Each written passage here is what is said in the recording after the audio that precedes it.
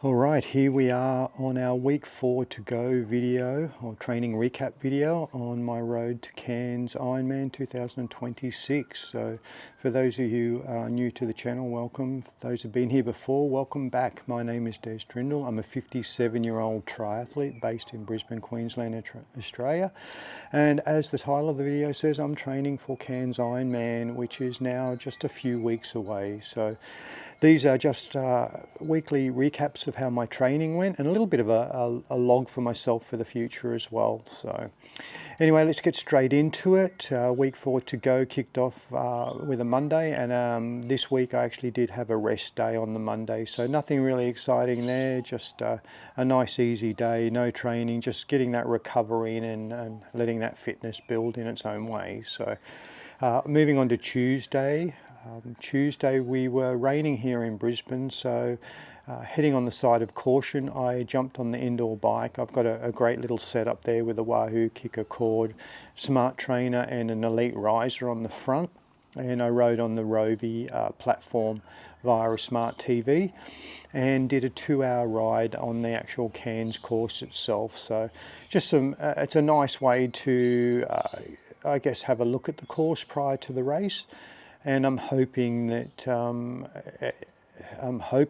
guess that the elevations and things are as accurate, because the course itself just looks stunning, and the elevations don't look overly difficult. So, but we'll find out that in a few weeks. So that was the morning.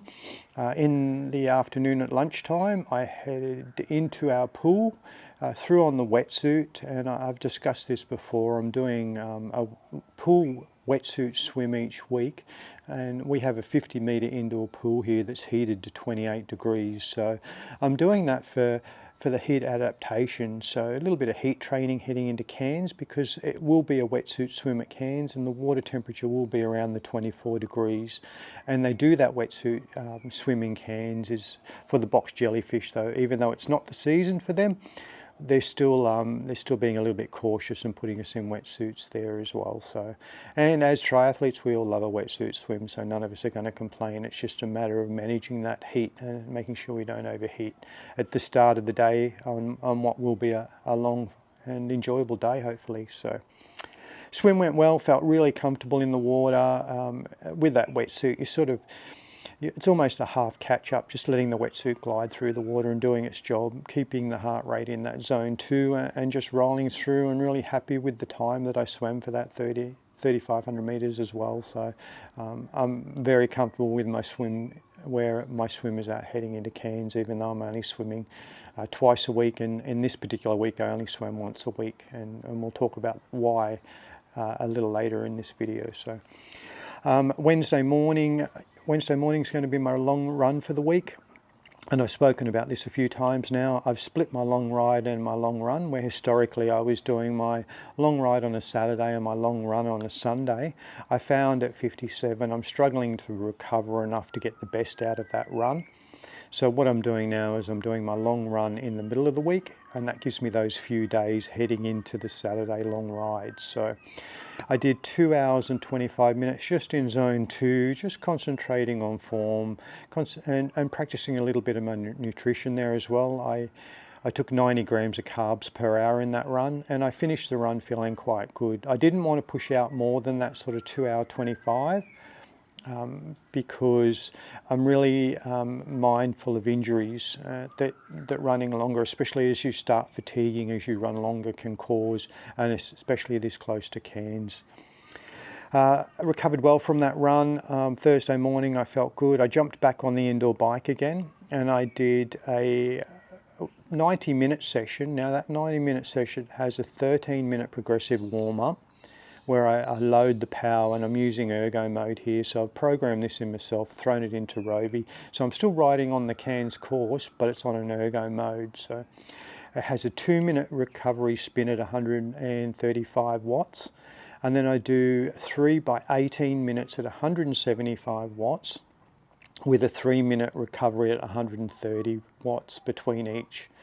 And I feel that 175 watts is putting enough pressure on. I'm probably going to ride a fractionally higher than that at Cairns, but it's good to see when I'm riding those now, my heart rate's really down in that mid to low zone 2s for those full 18 minutes, and it's not even building in the third rep. So that's really good sign of where we're at as far as training goes. So at the end of that, I do a 15-minute progressive warm down as well, just making sure those legs are spun out for the next day. So moving on to Friday, this is where my week turned a bit upside down. So Friday, generally I go out and I do a bit of a warm up, and then I do 4x4 minute efforts. But given that I'd had a really long run on the Wednesday, my plan for Friday was just going to be a really gentle 30-minute zone 1 recovery run.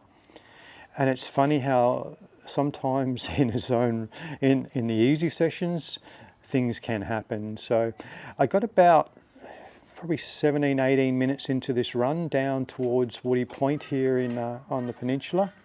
And what happened there was that my right calf, the upper right calf, started knotting up. And within a few minutes it knotted up so bad that I was very sore and literally reduced to a walk. Now, in horse terms, for you horse people out, I felt that I was almost 3 out of 5 lame on the offside. So for the non-horsey people, it really hurt. And I literally hobbled home from that run. Straight away elevated and, you know, whacked some ice on it and worked on it from there. But I don't think any damage is done. We're Tuesday now. I can still feel a little tightness in there. I haven't run since, and I've just done some light bike and nothing more. But I'm just going to have to be cautious and just make sure I don't do any damage that's going to cause me not to be able to run in Cairns. And given that we're so close, I don't feel I'm going to lose a lot of fitness. I can do a lot of damage in that time, but I'm not going to lose over a lot of fitness. So we'll have a look tomorrow. I've got a run plan, so we'll have a look at how that works from there. If it feels uncomfortable in the first few minutes, I'll pull the pin and I'll do some deep water running down at the pool. So Saturday, I ended up having a complete day off as a result of that. I did have a longer ride planned, but I wanted to give it the best chance of recovery. And then on Sunday, I just literally jumped on the indoor trainer again and did a 60-minute, very controlled zone 1 ride, not putting a lot of pressure on that calf, but just putting some blood through it again. By the end of the Sunday, I actually had a long shift, a work shift out at the harness racing at Marburg, where I did a little bit of walking, and it was good to be able to walk some into that as well and not feel any soreness by the Sunday. So today's the Tuesday. I did a rest day again yesterday, and I've just done a nice swim at the pool. I felt it a little bit in the water, and I'll do a bike this afternoon and we'll see how it feels from there. But all in all, I'm confident that I haven't done any damage to the calf, that it was more a strain. However, I feel that if I did continue without giving it that adequate rest, I could have done some damage which would literally upend my race completely in Cairns. So anyway, that's the week that was. So if you've made it this far in the video, thanks so much for watching. If you have any questions, please, or comments, whack them down in the comments, obviously. If you've subscribed, thank you so much. If you haven't, you know the drill. And until next video, guys, stay safe out there.